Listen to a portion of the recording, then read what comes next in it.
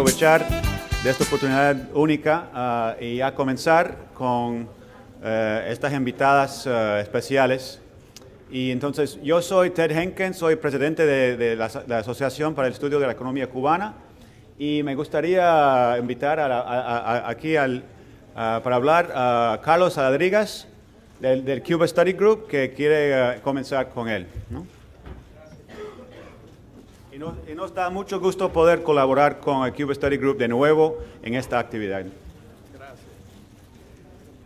Bueno, muy buenas tardes a todos. Bienvenidos a este almuerzo para compartir con un grupo de emprendedores cubanos. Nosotros en el Cuba Study Group siempre hemos tratado de facilitar, promover, ayudar el desarrollo de la emprendeduría en Cuba. Creemos que es una forma saludable de crear dentro de Cuba un espíritu empresarial, un espíritu que no se limita solamente a los negocios. El espíritu empresarial es bueno aún dentro de organizaciones sin fines lucrativos, es bueno en las organizaciones, hasta en las operaciones estatales. Un espíritu empresarial es importante para buscar la productividad, para buscar el desarrollo económico, para hacer que un país se sienta capaz de llevar hacia adelante la economía nacional y restaurar las creencias de la persona en sí mismo, la fe del ser humano en su capacidad de crear su riqueza, de autosustentarte y de facilitar el desarrollo y el apoyo de una unidad familiar. Este es un ejemplo de lo que está sucediendo en Cuba dentro de la pequeña empresa. Ojalá que fuéramos pronto las posibilidades que en Cuba estas pequeñas empresas puedan crecer, puedan convertirse en medianas empresas, puedan tener su propio desarrollo autónomo, pero por el momento esto es algo que está sucediendo, es algo muy importante para Cuba y para su futuro, y ojalá que tengamos en Cuba un verdadero, a la larga, que redundemos en una verdadera economía de mercado con características democráticas en el sentido económico. O sea, una economía democrática es una economía que no está controlada por grandes empresas, una economía que no está controlada por grandes oligopolios, es una economía que está basada en la actividad de cientos de miles de pequeños y medianos empresarios, y eso es lo que va a traer un desarrollo económico fuerte, sostenible y energético para la Cuba del día de mañana. Así que con esas palabras quiero darle la bienvenida a este grupo de personas y a Phil Peters, que es el que va a presentar a cada uno de estos emprendedores. Gracias. Bueno, gracias Carlos y gracias a todos ustedes. Yo agradezco mucho la oportunidad de estar con ustedes y de moderar este almuerzo con 5 magníficas cubanas que nos van a hablar de sus experiencias. Unas palabras, primero para dar el contexto. Nosotros no sabemos si el proceso de cambio en Cuba, las reformas, van a dar el salto deseado en el Producto Bruto de Cuba. No sabemos cuál será el resultado de la nueva ley de inversión extranjera, no sabemos cuál será el rumbo de las reformas o el éxito, el grado de éxito que van a tener, pero sí sabemos, no hay nada más visible en Cuba que el florecimiento de pequeñas empresas. Las pequeñas empresas han más de triplicado, van por 500,000 personas empleadas en ese sector. Y sí sabemos que la actitud del gobierno, claro, ha cambiado mucho en cuanto a las pequeñas empresas. El propio Raúl Castro ha orientado, como dicen allí, al Partido Comunista de dejar de hablar con estigmas hacia los emprendedores. Y él ha también declarado que el gobierno de Cuba, los dirigentes fueron demasiado absolutistas, dijo él, en sus políticas en años anteriores. Se refirió directamente a la ofensiva revolucionaria de 1968, un momento en que se acabó con los 60,000 pequeñas empresas que quedaban en Cuba en ese entonces. Y se habla a los ministros y gente de altos niveles del partido, se refieren a ese tiempo y a esa decisión como un error. Ahora buscan una economía en que hay un sector privado mucho más grande que antes. Y de hecho, el crecimiento del sector privado en Cuba, tanto el sector por cuenta propia como las nuevas cooperativas privadas, son esenciales para el éxito del programa en cuanto a permitir que el gobierno se deshaga de muchas actividades en que no quiere estar, para que el gobierno pueda bajar y reducir el empleo estatal. Todo esto está sucediendo bajo una nueva ley que ha permitido, además de la actitud de otorgar licencias, que ha permitido el crecimiento en ese sector. Brevemente, esta nueva ley tiene varias diferencias muy importantes, varios cambios muy importantes. Están dando licencias primero a personas que no tenían vínculo laboral anterior. Están permitiendo que los cuentapropistas contraten empleados y no únicamente en gastronomía como era antes. Todos pueden emplear a personas. La gente puede rentar espacios en sus casas o en sus propiedades para el funcionamiento de estas empresas. El cuentapropista puede tener múltiples licencias y puede trabajar en cualquier parte de Cuba y no está limitado a trabajar en el municipio en que se sacó la licencia. Se puede vender, se puede entrar en contratos con cualquier persona natural o jurídica. Y estamos viendo poco a poco que el Estado está haciendo negocio con varias empresas privadas. Y también, un dolor de cabeza, un nuevo régimen impositivo con pagos para seguridad social en el caso de empleados, con pagos de un impuesto para uso de fuerza laboral cuando hay más de 5 empleados y un incremento en el porcentaje de gastos que se puede deducir. Bueno, este es el contexto y para examinar el contexto y la experiencia de los trabajadores por cuenta propia, estos empresarios, tenemos a estos cinco cuentapropistas. Les voy a presentar brevemente. Son Janina Vicente, quien opera la empresa que se llama De Corazón, que es para una empresa que brinda servicios de decoración y organización de fiestas y eventos sociales. Empezó a fines del año 2012. Tiene la licencia junta con su hermana. Contratan a otras personas para ayudar en el negocio y anteriormente fue profesora de economía en la Universidad de La Habana.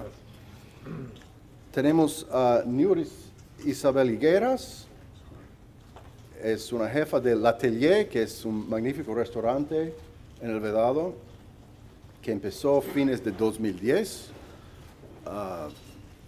Allí hay 15 empleados y más gente que es subcontratadas. Y anteriormente trabajaba en otro paladar que se llama Le Chansonnier. Tenemos a Sandra Aldana Suárez. Su empresa se llama De Brujas. Ella elabora jabones artesanales en su casa en La Víbora y las vende en un local en La Habana Vieja. Empezó en el año 2012. Y anteriormente había trabajado en una peluquería privada y también en el Ministerio de Cultura y tiene 3 trabajadores. Marianela Pérez Benítez es dueña de Pizzanella, una pizzería en Playa que empezó a fines de 2012. Hay 10 trabajadores allí y anteriormente ella trabajaba en un paladar que dirigía su esposo. Y Desiree Verdesia Barbat, es dueña de Desi Salón, una peluquería en el reparto Fontanar, que empezó en 2009 y tiene 4 empleados y anteriormente ella estudiaba ingeniería civil. Entonces, vamos a empezar, si quieren mantenerse sentadas y hablar desde ahí, como ustedes prefieran. Buenas tardes, mi nombre es Yamina Vicente Prado. Bueno, ya Phil nos hizo el favor de presentarnos. Cada uno de nosotros va a dar un breve recorrido sobre su empresa y bueno, ustedes después nos harán preguntas si lo desean. Mi empresa se llama Decorazón. Es una empresa que se dedica fundamentalmente a la decoración y organización de eventos. Surgimos a raíz de la ampliación del trabajo por cuenta propia. Mi familia y yo pensamos en generar otro tipo de ingreso. Era profesora de la Universidad de La Habana y a raíz de la ampliación del trabajo por cuenta propia decidimos crear la empresa Decorazón. Disculpe, se pide que te pares para que todo el mundo te pueda ver.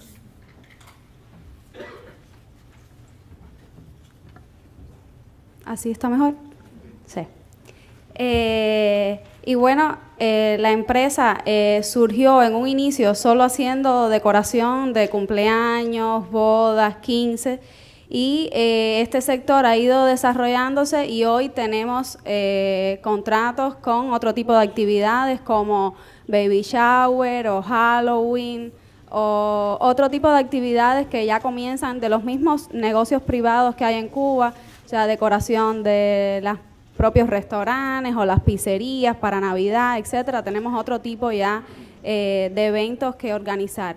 Y hay una amplia gama de otros trabajadores como camarógrafos, fotógrafos, maquillistas, que vamos haciendo como un equipo de trabajo y vamos brindando un servicio mucho más completo al cliente.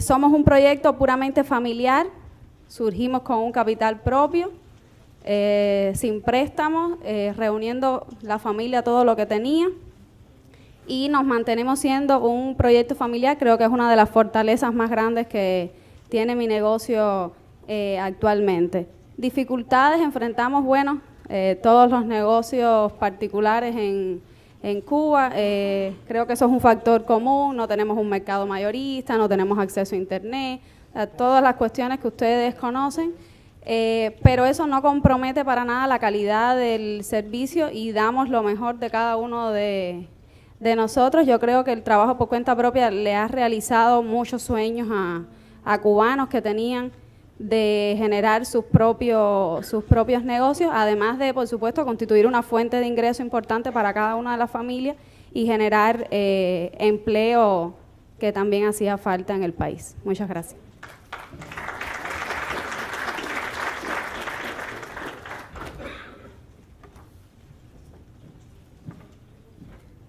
Hola, buenas tardes. Yo soy Niuris, soy la propietaria del restaurante Atelier en Cuba, un proyecto completamente familiar que además nació con capital propio. O sea, entre todos nos unimos y cada cual dio lo que tenía para que el negocio naciera. Nació de forma pequeña y ha ido creciendo poco a poco según hemos ido teniendo más dinero, pues más hemos invertido y el negocio se ha expandido bastante. Empezamos con 5 empleados, hoy tenemos 15 de forma directa y tenemos otros servicios que subcontratamos según vamos necesitando. Y también tenemos las mismas problemáticas. Además de esto, es un negocio que disfrutamos toda la parte de la familia, toda la persona que trabaja se siente comprometido en él. Sí, hemos visto que las cosas han cambiado, los controles son diferentes, nos sentimos más tranquilos como para seguir depositando dinero en un negocio para que siga creciendo. Todas tenemos varios elementos comunes. También lo que nos cambia entre ellas y yo es que yo trabajo con un cliente un poco más exigente y también de otro estatus. Yo trabajo con un cliente extranjero, o sea, es más turístico el restaurante. Ellas trabajan con un cliente más nacional, cosa que quiero lograr ahora. Quiero hacer una cafetería para tener también el cliente nacional para que me ayude a como tener la misma óptica. También quisiera tener un proyecto de cocina para como una escuela. O sea, tenemos muchos proyectos, cosas que de pronto vas empezando y vas creciendo y vas innovando algo nuevo, y eso te va comprometiendo a hacer algo más y algo más. También trabajo para un grupo de mujeres latinoamericanas, o sea, pertenezco a un grupo de Latino American Women. También trabajo con un grupo de mujeres chef, logrando que cuando sea el momento poder tener una escuela ya previamente sólida. O sea, nunca paro, siempre tengo algo más que hacer, siempre estoy motivada. El negocio ha ido creciendo en clientes. Tengo un 85% del cliente americano, el otro 25% es de otras partes del mundo, y también estoy dispuesta a responder preguntas.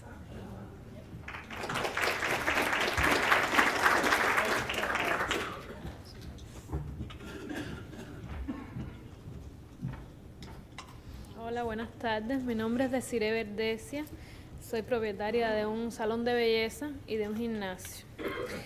Bueno, mi negocio surge, a partir de que a mí me encanta todo el tema de la belleza. Empecé yo sola, arreglando uñas.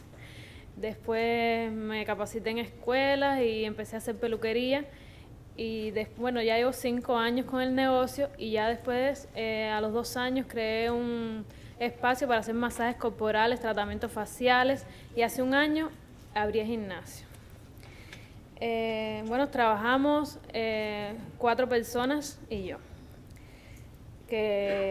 Los clientes son clientes nacionales, más o menos del municipio mío. Tengo bastantes clientes. Los servicios, todos los que les dije, y todo surge por una realización personal y fuente de ingreso y fuente también de empleo.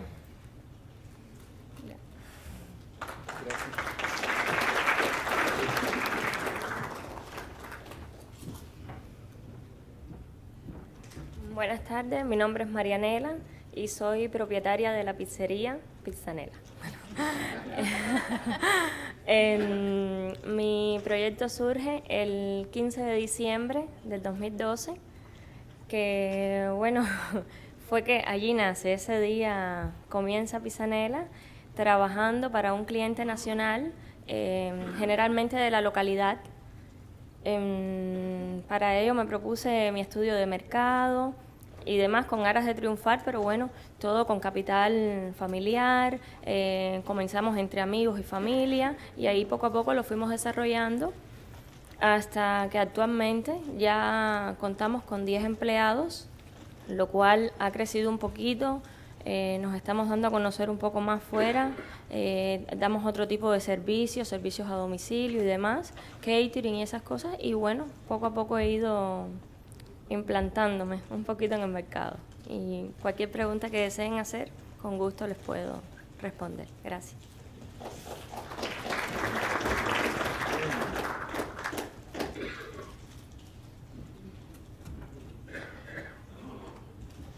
Buenas tardes, mi nombre es Sandra, dirijo un negocio de jabones artesanales que se llama De Brujas. Surgió en el año 2012, elaborando jabones y vendiéndolos a través de amigos, familiares, y ya en el 2013, en septiembre, abrimos una tienda en La Habana Vieja, en el casco histórico. Surgió este tipo de negocios por una inclinación familiar hacia la cosmética natural que me viene de mi abuela paterna, que desde el año 76 comenzó a trabajar y a elaborar una línea de cosmética natural muy cubana, con ingredientes muy cubanos. Y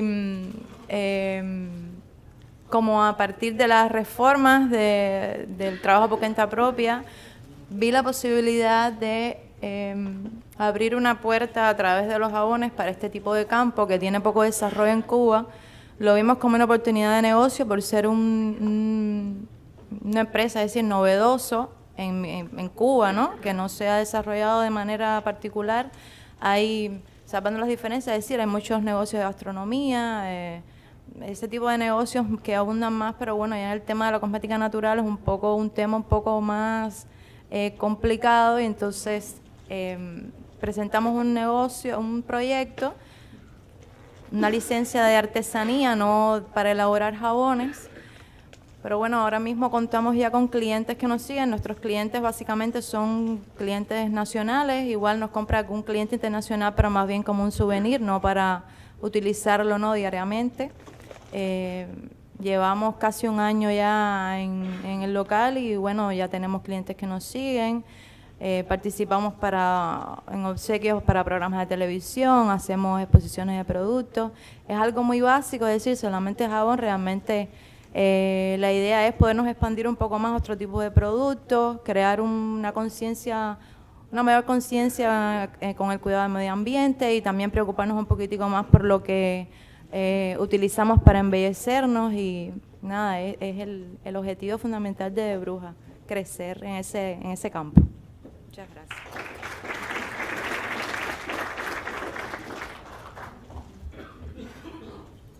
Bueno, una brevedad poco conocida en esta conferencia.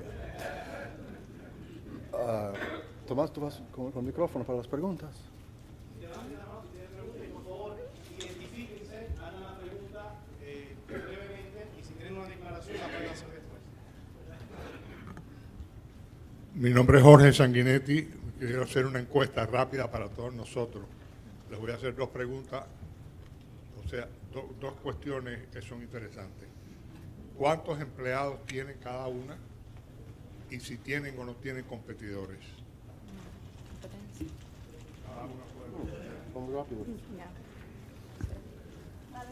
Cuento con 4 empleados y sí tengo muchos competidores. En la misma zona hay como 7. Yo tengo 15 empleados directos.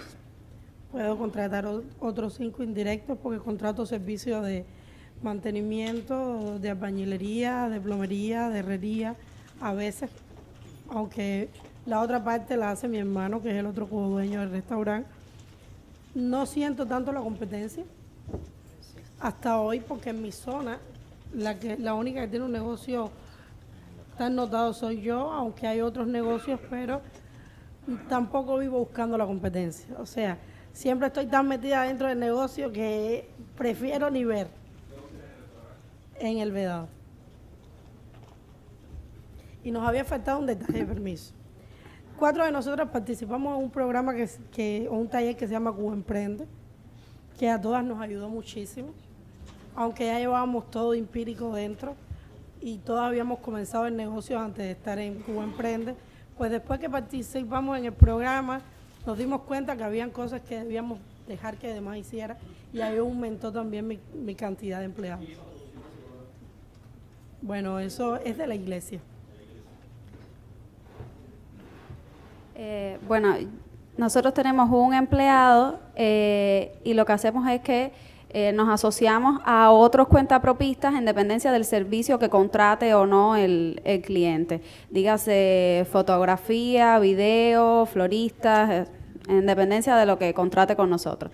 Y la otra pregunta sobre la competencia, sí, hay muchas empresas incluso surgiendo diariamente en torno a la organización y la decoración de los eventos. Bueno, de Brujas, es decir, tengo 3 empleados y privado no tenemos competencia, solamente, bueno, la industria, Camacho, en el sector estatal, ya, pero bueno, no se hace de la manera convencional.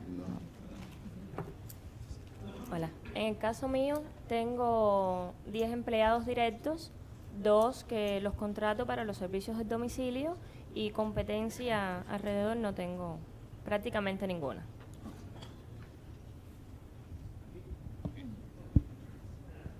Gary Meberuk. Quiero saber algo de los impuestos. ¿Cuántos pagan y en qué manera? ¿Son una cantidad fijo o es por porcentaje de sus ganancias? Y la segunda pregunta es, rápidamente, si puede explicarnos cuál problemas tienen con el gobierno, con regulaciones y todo. Sí hay. Sí, yo creo que pudiéramos hacer como una respuesta de manera general para no hacerlo demasiado extenso, ¿no? A ver, con el tema de las facilidades que hay para crear una empresa por cuenta propia en Cuba, realmente es todas. No hay ningún problema en ir a la oficina de la ONAT y solicitar una licencia de las que están autorizadas. Por supuesto, hay una serie de actividades autorizadas, uno selecciona la que vaya a montar el negocio, va, lo solicita y en una semana máximo está listo todo el trámite, o sea, con eso no hay ningún tipo de problema. Con el tema de los impuestos, por supuesto, esto varía mucho según el tipo de negocio. Entre nosotras mismas hay bastantes diferencias, o sea, el negocio de la gastronomía, que es el de Niuris y el de Nela, tiene, por supuesto, un nivel de impuestos un poco mayor que el resto de los negocios. También está, por supuesto, sesgado por el nivel de ganancias que presenta cada uno de nuestros negocios, pero en sentido general, se paga mensualmente determinadas cuotas fijas y otras en por ciento, ¿no? O sea, se paga mensualmente 10% sobre los ingresos, eso sí es igual para todos los negocios. Se paga una cuota fija en dependencia de cada actividad, se paga seguridad social, se paga si tienes alguna publicidad, algún cartel, una cosa, se paga una cuota fija por el cartel que tengas puesto a planificación física y de forma anual se paga además un % sobre las ganancias, que por supuesto es en dependencia del tipo de actividad que realices, es el nivel de %, o sea, está entre un 25 o un 30, a veces un 15, en dependencia de la actividad que realices. Y eso sí es una declaración jurada a final del año. Es más o menos así como se comportan los impuestos en los negocios. Entonces yo les voy a hablar de las regulaciones. A ver, las regulaciones hace 10 años atrás eran horribles. Siempre habían inspecciones muy fuertes, solo tenías 12 sillas, no podías tener empleados que no vivieran en tu casa y todo eso cambió. Las regulaciones cambiaron totalmente. Sí existen inspecciones y muy severas son las inspecciones de higiene que ayudan a que mantengas una seguridad al cliente.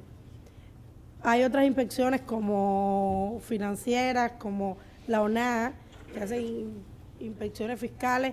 Ahora mismo yo estoy en una inspección fiscal y estoy aquí, pero no es como antes. O sea, eso todo va cambiando, ya hoy tenemos 50 sillas, o sea, la cosa prosperó muchísimo. De 12 pasó a 20, de 20 pasamos a 50. Yo pienso que se acabe el año y ya nos quiten el límite de sillas. También podemos hacer otros servicios. Antes, la licencia de restaurante solamente podía hacer comida en el restaurante. Ahora yo puedo llevar comida a las casas con la misma licencia. También puedo tener una segunda licencia de cafetería o puedo tener otra licencia de restaurante. O sea, las cosas han cambiado de la noche a la mañana y han facilitado mucho que crezcamos. Y en cuanto a las regulaciones, ¿son claras y son predecibles en su aplicación?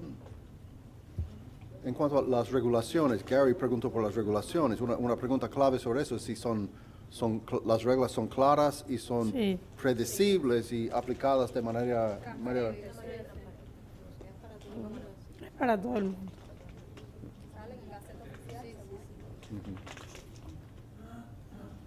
Antonio Galloso, como les dije, yo he sido profesor de microfinanzas por algún tiempo.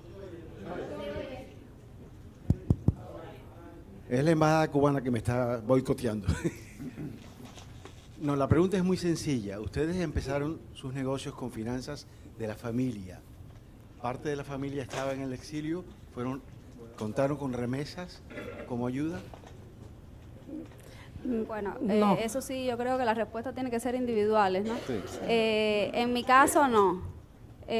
No cuento con familia en el exilio y por tanto fue con la ayuda de familiares y amigos más íntimos que reunieron todo lo que teníamos. Llegamos a 500 CUC Con eso y con todo un cúmulo de sábanas blancas que habían en mi casa y de cosas que teníamos en la casa, fuimos empezando las primeras decoraciones de salones. Las primeras no quedaron tan bien, yo las veía lindísimas en un inicio y ahora las veo muy feas, pero poco a poco fuimos mejorando y aún nos encontramos en etapa de inversión y de expansión del negocio. En mi caso, tampoco tengo familia en el exilio, lo hicimos con ahorros familiares y bueno, poco a poco creciendo. De hecho, todavía tengo utensilios en la pizzería que son de la cocina de mi casa, que se utilizan ahí, no han regresado, pero bueno, con gusto. Bueno, en mi caso tampoco, fue a través de amigos, familiares, amigos de otros amigos. Por ejemplo, tengo un amigo que me presentó a un carpintero que fue el que me hizo el mostrador de mi tienda, mi esposo que es diseñador, es decir, todo ha sido por amor a las personas y el deseo de hacer cosas, ¿no? Empezamos con dinerillo y ahí vamos todos los días tratando de poner un poquitico más para ir creciendo poco a poco, pero bueno, fue de esa manera que empezamos. Yo comencé, como les contaba, yo trabajando con casi nada, bueno, con la ayuda de mis padres, pero muy poco lo que ellos tenían, y la casa que la heredamos de mis abuelos, y ahí es donde he podido, como es muy grande, le he podido hacer todos los negocios dentro de mi misma casa. Mi historia es un poquitico más larga. Yo empecé y saqué la licencia sin todavía trabajar, porque tenía la atención de que pudieran decir ya y quedarme fuera. En esos 55 días trabajamos todo el día, rápido, para poder abrir una parte de la casa, porque yo tenía la casa, pero no estaba habitable para un restaurante. Y empezamos con 250 CUC que prestó una amiga para comprar mercancía para ese día. Ahí, ese día vendí 60 pesos, los volví a invertir, al otro día 160, los volví a invertir hasta lograr tener la mercancía necesaria para vender. Había momentos en que se acababa la cerveza y había que salir corriendo a comprar cerveza a la esquina, pero al cliente no se le podía decir que no había cerveza. Y no tuve nadie que me prestara una cantidad grande de dinero, ni de ningún país, o sea, todo fue así. Dejé a mi abuela sin vaso, sin cubiertos, sin platos, sin sillas. Dejé a toda la familia igual. O sea, que en ese momento todo el mundo tenía que comer en el sofá. Porque los clientes estaban sentados en la silla.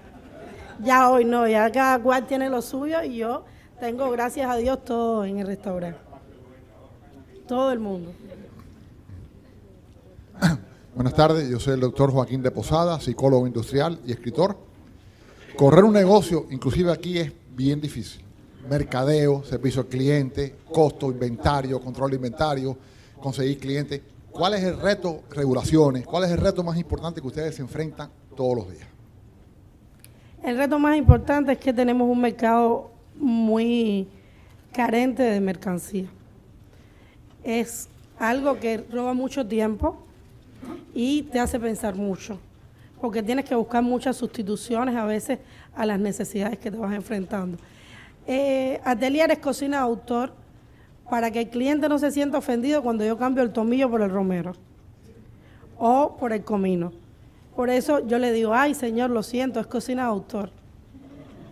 ¿Entiende? Esa es una de las mayores problemáticas que tenemos. La carencia de mercado mayorista, que aumenta el precio del producto y ahí aumenta el producto final también, y la ausencia de información, la divulgación, la informática, son los factores más difíciles. El equipamiento, yo el equipamiento lo llevo de aquí ahora.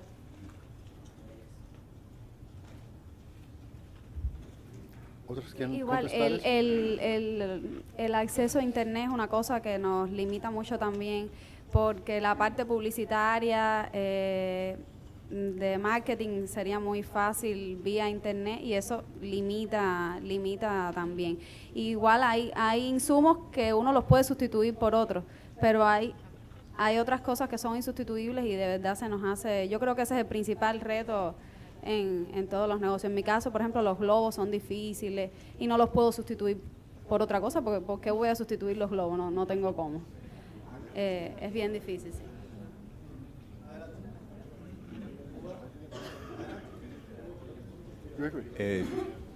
David. Mi nombre es Gregory Miñovsky, no se confunde por mi acento, soy canadiense de pura cepa, pero llevo 23 años viviendo en Cuba. Acabo de llegar de La Habana ayer.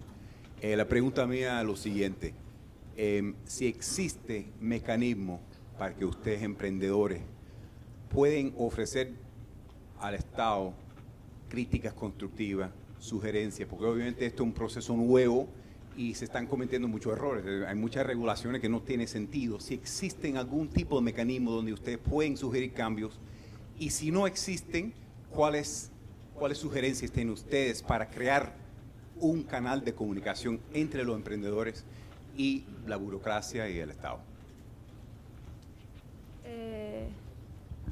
A ver, yo creo que el tema de las regulaciones, este es un sector que comienza a surgir en Cuba ahora y por tanto eso lleva como un desfasaje entre el propio desarrollo vertiginoso del trabajo por cuenta propia, de las fuerzas productivas y bueno, todo el marco regulatorio que se tiende alrededor de este nuevo sector. Y por supuesto, como bien decía el señor, hay todavía incongruencias, hay canales de información que no están bien establecidos. Hay la posibilidad ahora de crear, por ejemplo, sindicatos en los trabajadores por cuenta propia, que antes no existía. O sea, se están explotando varias alternativas para establecer esos canales de comunicación que evidentemente son muy necesarios porque es una actividad que comienza a surgir y que nosotros tenemos que alimentarnos del Estado, pero que el Estado también tiene que retroalimentarse de nosotros mismos. Y entre nosotros se han ido estableciendo incluso de forma espontánea redes sociales, por ejemplo, Niuris y yo estábamos comentándole al resto de las muchachas que participamos en una reunión y generamos una red sobre economía solidaria y responsabilidad social empresarial, que es importante que esos temas comiencen a manejarse desde el inicio del sector, o sea, que nazca una nueva empresa con un enfoque mucho más sano, con un enfoque mucho más sustentable. Y eso es una red que el Estado no coordinó, pero son procesos espontáneos que se van generando en el propio sector y que es importante que se vayan retroalimentando el resto de los mismos sectores de desarrollo económico del país. ¿Qué sucede? Había un momento en que ser dueño de un negocio era como ser la plebe de la ciudad, ¿no? Y hoy tenemos una personalidad, o sea, llegamos a cualquier sitio y se nos atiende. Antes tú decías, no, yo soy la dueña, hoy no, hoy te escuchan, a ver, yo tuve muchos problemas con unos muchachos que se paran en la esquina y fui a la policía y me quejé y discutí fuerte con ellos y les dije que tenían que sacarlo de la esquina porque yo pagaba una licencia y eso ha dejado de suceder, ¿entiendes? O sea, ya te escuchan, ya tienes cómo defenderte. Yo tengo, perdón, Rolando Castañeda, yo tengo una pregunta y va dirigida a aquella... Perdón, mi nombre es Rolando Castañeda, quería hacerle una pregunta a aquella de ustedes que tienen más de 5 empleados. La información que yo tengo de otra fuente es que es muy difícil poder contratar a más de 5 empleados porque tiene impuestos muy elevados, recargos, etcétera. Entonces, obviamente lo que ustedes han dicho hoy está en contradicción con eso. ¿Podría explicar un poquito más este tema? Sí, mira, hay un tope de 10 empleados, que de esos 10 no pagas 5. Si te pasas de 10, el 11 lo pagas doble. ¿Cuál es el costo de esto? Hay un salario mínimo por localidad. O sea, en mi localidad el salario mínimo es 661 con centavos. Yo debo pagarle al Estado 166 cada mes, pero es un pago que se efectúa trimestralmente. O sea, si tengo 15 empleados, no pago 5, pero igual voy a pagar los otros 5 dobles. O sea, estoy pagando por 15 empleados, estoy pagando la misma cifra. No, eso es fuerza de trabajo. Y no es difícil para nada si tú tienes la posibilidad y tienes la venta. Si necesitas el empleado, es mejor tener el empleado con papeles que sin papeles. Porque si llegan y te cogen con un empleado sin papeles, sí te puede costar la licencia.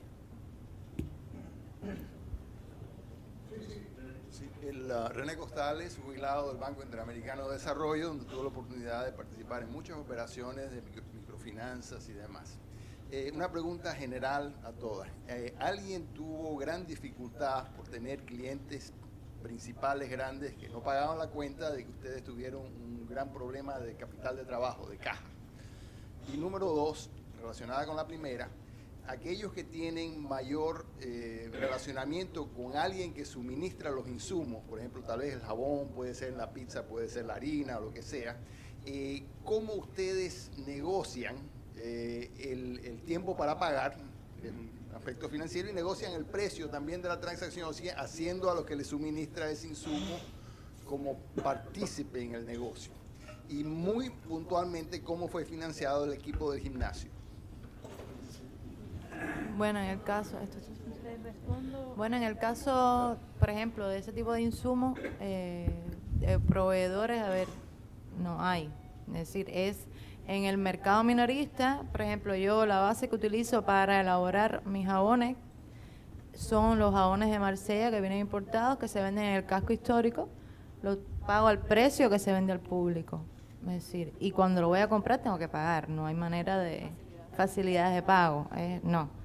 Si quiero comprar 3 pacas, 4, tengo que dar dinero, es decir, no hay manera de... Es ahí, en el momento. Sí, es que todavía no hay instrumentos financieros para este sector viable utilizar. Voy a responderle lo de gimnasio. Bueno, hacemos aerobios, que es solo el profesor, la música y el entusiasmo.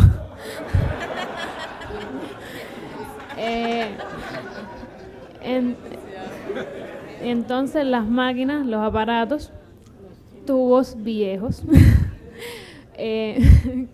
donaciones de amistades. Mira, tienes eso en el patio, dámelo. Mi papá y un amigo herrero, compramos el vinil y la esponja se compra en tiendas y todo lo hacemos mi papá y el amigo. Se los puedo enseñar en un video que traje después si quieren. Miriam Leiva, yo quisiera que me dijeran, si es posible, cómo ven ustedes las cooperativas de cuentapropistas, qué posibilidades hay de entrar en ellas, o qué posibilidades tienen incluso de desarrollo y hasta dónde llega el control estatal sobre ellas. A ver, bueno, en nosotras ninguna tienen perspectiva, por lo menos unirse en cooperativas. No sé si logremos darle la respuesta que satisfaga sus expectativas porque no conocemos muy a fondo el tema, ¿no? El proceso de cooperativa, lo que sabemos que es un proceso un poco más largo, o sea, lleva un poco más de trámite, de autorizaciones, que el proceso de generar una actividad por cuenta propia cualquiera. Pero se está comentando sobre determinadas facilidades que pudiera tener una cooperativa en comparación con un trabajador por cuenta propia aislado, ¿no? Sobre todo con el tema de las importaciones, que nosotros no tenemos la posibilidad de importar. Entonces, se está tratando ese tema. Es un proceso, bueno, voluntario, ¿no? El que decide generar una cooperativa la solicita, pero ya le digo, es un trámite mucho más complicado, con autorizaciones. Después ya cuando se genera la cooperativa, entonces se puede firmar incluso con el Estado determinados contratos, o sea, van a tener una serie de facilidades desde el punto de vista de personalidad jurídica que los cuentapropistas aislados no van a tener. Lo que pasa es que todavía la experiencia no está como generalizada y por eso estamos un poco al margen del tema. Es una cosa de muy reciente surgimiento. Buenas tardes, Aimel Ríos. Mi pregunta va precisamente relacionada con el tema de la personería jurídica. Ustedes todas tienen licencia para ejercer, trabajar por cuenta propia, pero ¿tienen la posibilidad de obtener una personería jurídica para tu pizzería o para tu tienda de jabones o tu negocio? O sea, pueden, aparte de tener la licencia por cuenta propia, pueden ustedes ir a inscribir el negocio que tienen a un registro de o asociaciones o civil, y qué posibilidad les abre ese mecanismo. Gracias. Mira, ahora mismo si hay un registro donde registras la marca, donde se hace el mismo estudio que se hace aquí para si alguien tiene la marca, tú no la puedes registrar y no la puedes usar. Sí, el registro internacional. También tienes la personalidad jurídica en el banco. O sea, mi negocio tiene una tarjeta del banco a nombre del negocio, porque si no, no puedo recibir ni poner cheques en el banco. O sea, hay agencias que hacemos contratos y él me dice, yo no puedo pagar cash, yo tengo que pagarte a través de un cheque. O sea, ellos me emiten el cheque, yo voy al banco y lo deposito en esta cuenta y después lo saco. O sea, ya también tenemos esta posibilidad de... ¿A qué se refiere con título de propiedad? No. Una empresa. No. Título de propiedad del negocio, no. No. Y de hecho Somos personas naturales autorizadas a ejercer un tipo de actividad. No somos empresarias. Yo no soy de Brujas. Yo soy Sandra, autorizada a ejercer tal actividad. Lo que sí podemos registrar la marca, crear una cuenta corriente, o sea, determinadas facilidades, pero no, como empresa, todavía... la empresa de Brujas no. Y no es el caso que la ventaja que tienen las cooperativas es que las cooperativas son personas jurídicas. Es distinta la cooperativa que un trabajo. Vicente Morín, periodista. Voy a tratar de ser lo más delicado posible porque son mis compatriotas. Hay preguntas que son complejas porque, como dicen, es meterse un poquito en las interioridades, ¿no? Pero mi pregunta es la siguiente. Considerando lo difícil que es en Cuba, que no hay mercado mayorista, y que por tanto generalmente es muy difícil obtener los insumos, obtener las materias primas y demás, hasta donde le es posible, ¿en qué medida ustedes valoran el problema del mercado negro como suministrador y como una solución a las dificultades, a los problemas que tiene cualquiera que emprende un negocio? A ver qué sucede. En lo que a mí respecta, comprar en el mercado negro es un riesgo. ¿Por qué? Porque la mercancía que yo compro tiene que estar respaldada, ¿no? Si a algún cliente le pasa algo y yo no tengo respaldo de esa mercancía, puedo meterme en tremendo problema. Incluso puedo ir presa. Entonces, para nosotros el mercado negro está un poquitico distante, porque yo no puedo hacer nada con el mercado negro. Yo creo que para poder llevar algo a un producto con calidad, ya sea, no sé, gastronómico o algo, en este caso de Nela o en el mío mismo, no te garantiza, vas a entrar en un tipo de negocio, primero no vas a dormir tranquilo porque por lo menos tengo que saber de dónde sale cada ingrediente que yo utilizo, es decir, en eso va la calidad de mi producto, lo que yo le ofrezco al cliente. No, de manera general creo que no lo vemos como opción el mercado negro. Es difícil encontrar, es difícil, pero nosotros siempre inventamos y se encuentra. Es difícil, pero se puede encontrar. Faltan cosas. A lo mejor yo quisiera, trabajar con aceites esenciales y no con fragancia. En algún momento podría hacerlo, pero no creo que tengamos que ir directamente al mercado negro para hacer un producto de calidad. Y en el caso mío, que no puedo sustituir, por ejemplo, ingredientes como la harina, ¿qué hago? Trato que cuando la sacan en los mercados, compro la cantidad necesaria, me programo y de esa manera trato de mantenerme completa, o sea, con lo que necesito. Bueno, eso mismo me pasa a mí. Yo todo lo tengo que comprar en tienda, tengo que dar un servicio profesional. Sí, no puedo utilizar cualquier cosa que vendan en la esquina, tiene que ser todo bien. Sí, yo creo que hubo un periodo inicial en el que todavía no estaban bien autorizados el trabajo por cuenta propia en Cuba y mucha gente empezó a hacer como actividades particulares sin respaldo legal ninguno, pero yo creo que se ha ido en la medida en que se ha establecido regulaciones que respaldan las actividades por cuenta propia, yo creo que se ha asumido un poco más de conciencia en la legalidad de los negocios. O sea, todo el mundo, nadie ya piensa en abrir un negocio sin tener una licencia. Eso durante mucho tiempo se hacía, muchas actividades que se hacían en la práctica no tenían respaldo legal. Pero yo creo que, no sé si es mi criterio en particular, yo creo que en general se ha ido ganando mucho en la legalidad de los pequeños negocios. Que también podemos tener ya la posibilidad de comprarle a personas que también tienen negocio de cuenta propia. O sea, le puedes comprar a la persona que siembra la lechuga sin ningún problema. No tienes que ir específicamente al lugar y así te pones y haces contacto con personas que pueden hacer cosas para ti. Este intercambio para mí es fabuloso y que se repita en el futuro con otros empresarios o con ustedes de nuevo, pero realmente nos abre los ojos a la lucha diaria. Mi pregunta va para saber un poco de cuán representativas son ustedes del trabajador por cuenta propia típico, o si hay un típico, y quizás Tomás o Carlos podría responder también.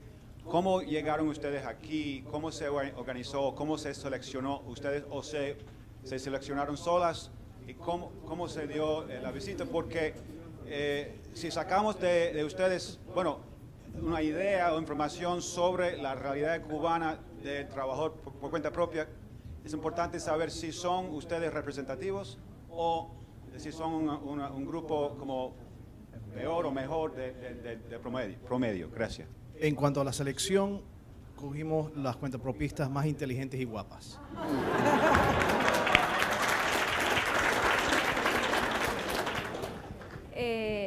A ver, yo creo que si somos representativas o no, yo creo que somos bastante representativas porque ya entre nosotros hay bastantes diferencias del tipo de actividad, de la cuantía, de los ingresos. O sea, yo no soy la mejor decoradora de Cuba, quisiera serlo, créanme. No soy la mejor.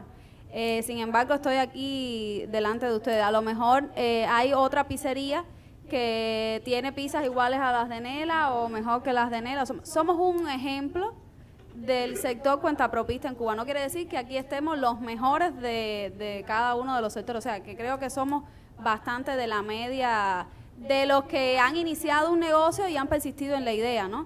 Porque hay quien inicia un negocio y lo deja o porque no le es rentable o porque no fue lo suficientemente persistente, porque un negocio a lo mejor no da ganancias el primer mes, no da ganancias el segundo mes, pero finalmente el tercero y el cuarto y el quinto te genera ingresos. Una de las regulaciones, por ejemplo, que el Estado ha iniciado de hace un tiempo hacia acá es la facilidad de dar 3 meses sin pago de impuestos. O sea, los 3 primeros meses de inicio del negocio es free de impuestos. Y eso le permite a una persona generar una actividad, coger una licencia y determinar al cabo de los 3 meses si la vas a continuar o si rechazas la idea. Claro, una vez que abras un negocio, te cuenta esos 3 meses, pero si lo cierras y vuelves a abrir otro, no te dan 3 meses más. O sea, no es...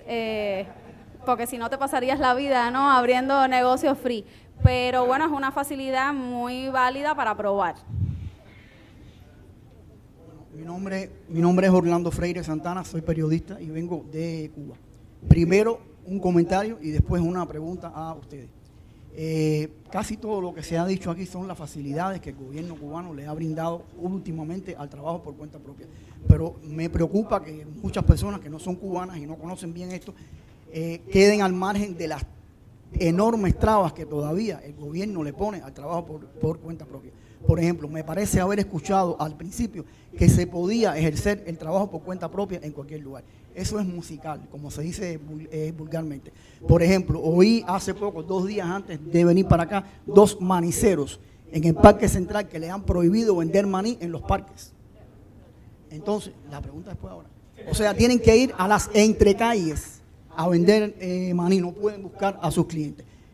Personas que se dedicaban a limpiar zapatos, los clásicos limpiabotas, los desalojaron del Prado, no pueden limpiar zapatos en el Prado. Por otra parte, los que conocen avenidas tan importantes como la Carlos III, sabían que Carlos III estaba, todo Carlos III eran los portales, mercancía, mercancía y mercancía. Ya no hay ningún trabajador por cuenta propia vendiendo en Carlos III porque los desalojaron. O sea, eso es el comentario. Y la pregunta ahora, una de las cuestiones conflictivas actualmente en el trabajo por cuenta propia es que cuando finalizó el 2013 y se hicieron las declaraciones juradas, el gobierno considera, bueno, la ONAC hizo un estudio, que eso salió ahora en la Asamblea Nacional, y se dijo que de un muestreo de no sé cuántas miles, 40.000 declaraciones juradas, el 95% habían subdeclarado. O sea, declararon ingresos por debajo. La mayoría de los trabajadores por cuenta propia que están en ese caso consideran que fue arbitrario, porque se hizo un estudio de mesa, sacando números. Este cuentapropista debe declarar esto y esto y esto. Y no, gracias por la pregunta. La pregunta, ¿alguna de ustedes está en ese doloroso trance que ha tenido? Porque cuando declararon por debajo les impusieron enormes multas. ¿Alguna de ustedes ha pasado por ese doloroso trance? A ver, mi hermano tiene un restaurante que se llama Chansonnier, que mi mamá es la titular. Mi hermano fue subdeclarante. Y yo fui a la reunión en la ONAC con mi mamá. Y me tuve que quedar calladita porque me veía más bonita. ¿Me entiendes? Imagínate. Es como todo. El ser humano es insaciable por naturaleza. Y lo que pasa, yo ahora mismo también fui multada por usar las terrazas sin permiso.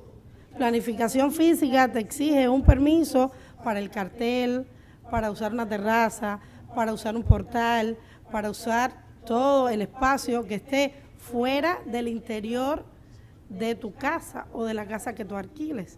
Si esto tú lo haces sin permiso, claro que puede ser multado. Son restricciones de planificación física, no es ni siquiera de trabajo. A ver, yo, le quería hacer un comentario sobre su comentario inicial.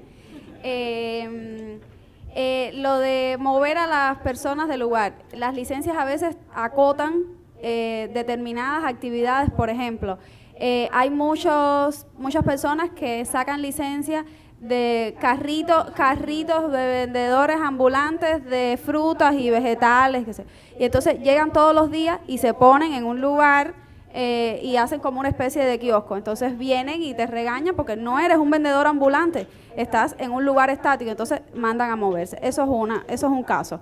Otro caso es que en Cuba planificación física determina que hay determinadas calles, avenidas que por su importancia estética para el país no deben tener un tipo de negocio determinado porque afea la estética urbana, porque además rompe con la homogenización de la estructura arquitectónica, etcétera.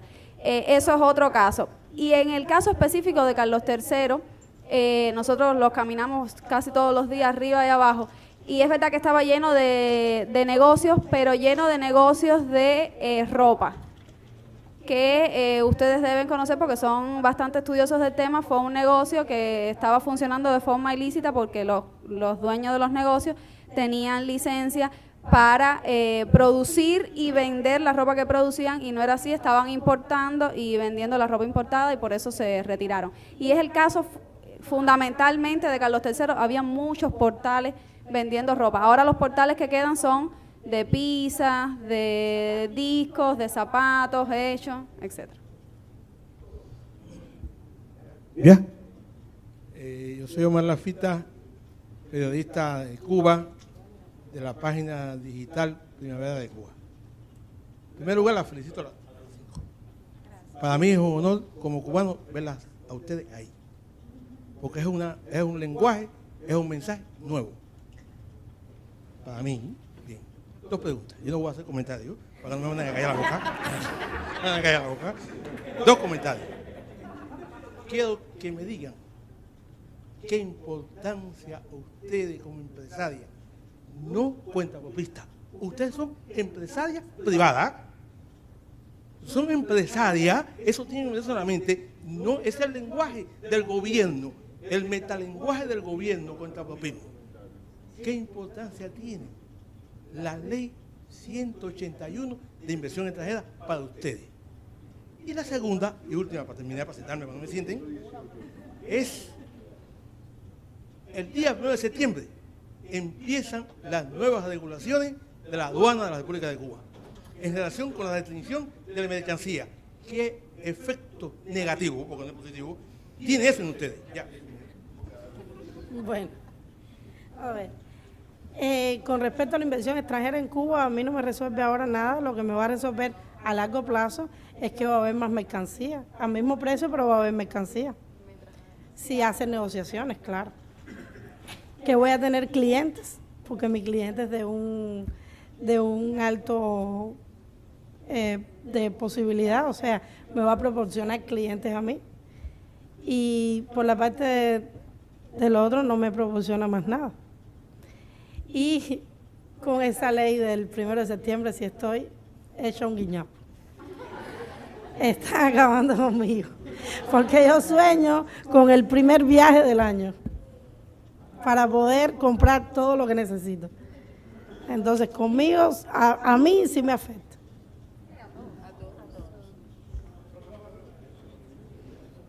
Lorenzo Pérez, retirado del Fondo Monetario. 2 preguntas muy concretas. ¿Ustedes tienen flexibilidad en qué moneda funcionan? ¿Pueden cobrar en pesos convertibles, en pesos cubanos? Y la segunda pregunta, la ley impositiva tiene esas cuotas mensuales por actividad. A nadie le gusta pagar impuestos, empezando por mí, pero ¿esas cuotas son confiscatorias o son manejables a los negocios de ustedes?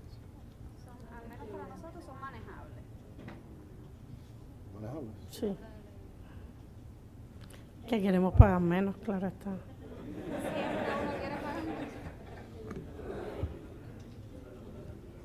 Y la moneda, sí, yo puedo operar en cualquier moneda, solo que los pagos que hago al banco es en moneda nacional. O sea, cuando voy a pagar la licencia, tengo que haber hecho la transacción, o sea, llevarlo en divisa y hacer un cambio allí, y eso entra en moneda nacional. A 24, a como está en la cadeca.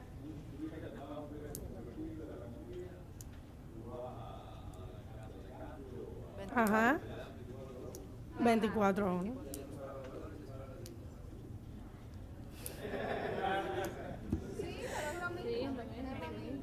Es que en Cuba desde hace muchos años ya nosotros tenemos como una calculadora automática, que eso no es problema. Da lo mismo tener $3 que 72 pesos. Entonces es como un mecanismo ya casi involuntario.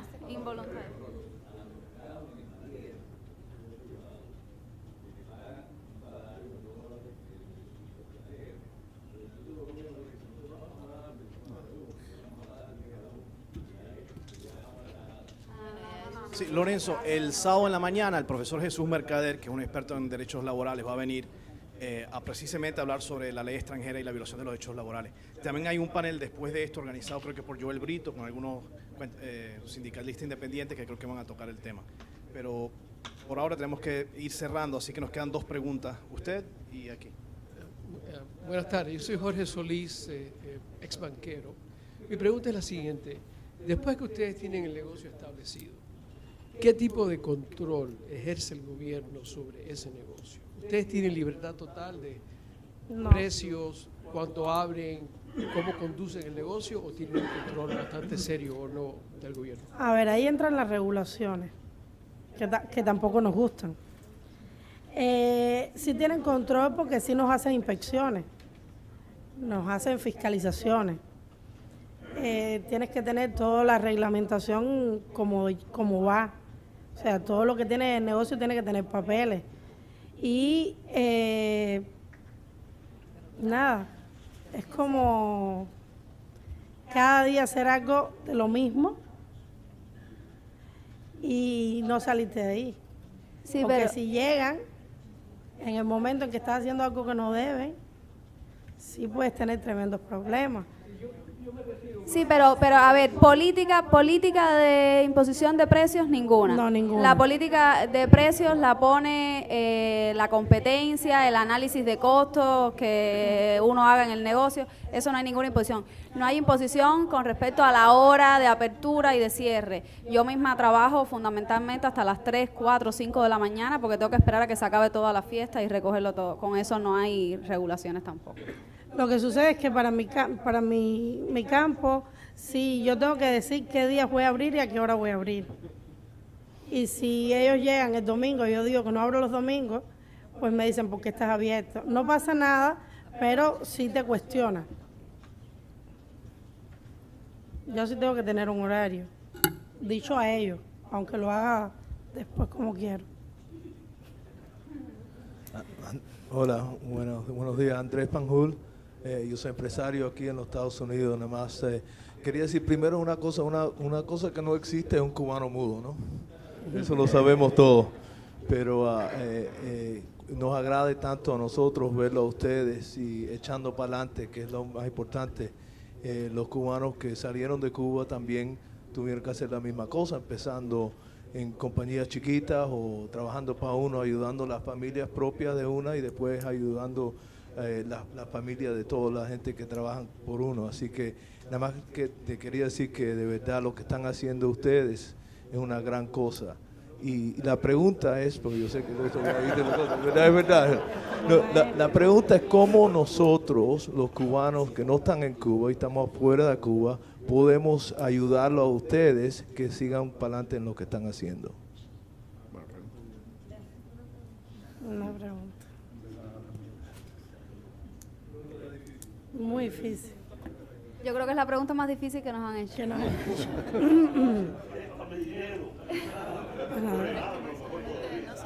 No se trata de dinero, es que los principales obstáculos que nosotros tenemos ni siquiera son de dinero, son de logística interna, ¿no?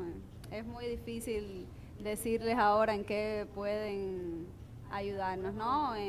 En brindarnos conocimiento, en estos mismos intercambios, nosotros nos nutrimos mucho, aprendemos mucho, nos vamos para Cuba cargados de nuevas experiencias, de conocimiento. Además, yo en mi campo he aprendido mucho aquí porque el desarrollo de las decoraciones y eso en Cuba están como un poco más atrasadas y aquí hay muchas técnicas más novedosas. Y bueno, yo creo que la ayuda fundamental es de ese tipo, el know-how. Talleres, como Cuba Emprende, hacen falta muchísimo, porque no tenemos cultura empresarial y es algo que aprendes allí. Y si de pronto estás un poco desubicado y pasas un taller, tú dices, wow, por aquí me enfoco y puede que resulte. Entonces, yo doy mucha fe a que existan muchos talleres para que muchas personas aprendan y puedan emprender un negocio con más seguridad. Sí, yo vi personas entrar en el taller de Cuba Emprende diciendo que iban a hacer una empresa de transportación en Cuba y salir del taller con los pies aterrizados diciendo voy a crear una empresa de jugos.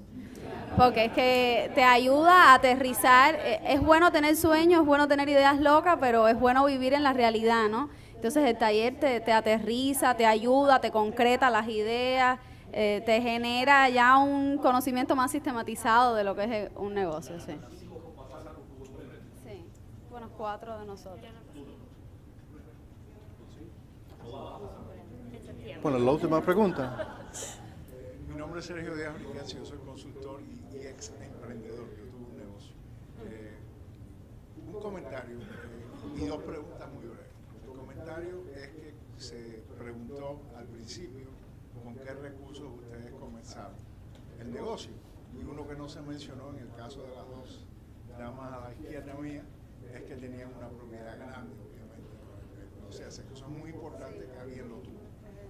Segundo, es una pregunta, yo además de emprendedor y consultor soy demógrafo, entonces me interesa la mortalidad. Desde el punto de vista de los negocios de ustedes, ¿cómo ven ustedes la mortalidad de los competidores? O sea, que ¿cómo ustedes precisan? Han visto competidores que no sobreviven, que aumenta el número de competidores. Y en tercer lugar, a la señora del restaurante, la pregunta del crecimiento. ¿Hasta dónde pueden llegar ustedes? A ver, no podemos tener una franquicia. Que yo quisiera tener una franquicia, pero eso no está permitido. Sí he visto muchos negocios quebrar, porque el primer concepto que tienes que tener para tener un negocio es pasión por él. Si no vas a disfrutar lo que vas a hacer, si lo vas a hacer solamente por moneda, no va a funcionar. Entonces, han pasado por mi restaurante muchas personas queriendo tener un restaurante, le he abierto las puertas y le he dicho, aprende. Y después no ha sido posible. Y así pasa con cada sector. Hay personas que piensan, no tengo dinero, o me van a dar dinero, o me van a prestar dinero, voy a poner este negocio porque es la moda. La moda es hacer restaurantes en Cuba. Y no funcionan todos. Sí, la principal mortalidad yo creo que está ahí, en ese sector. En ese sector. En el sector de la gastronomía es la principal mortalidad. Porque el resto de los negocios son más manejables, pero en el negocio de la gastronomía fracasan mucho.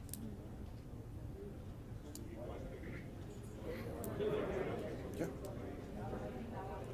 Bueno.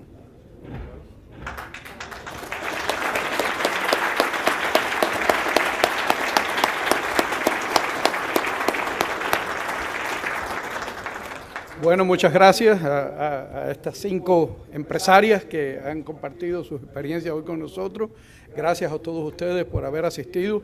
Yo creo que estamos viendo el desarrollo de un sector importante de la sociedad civil cubana, con todas las dificultades que se puedan imaginar ustedes que existen en Cuba, las hay aquí.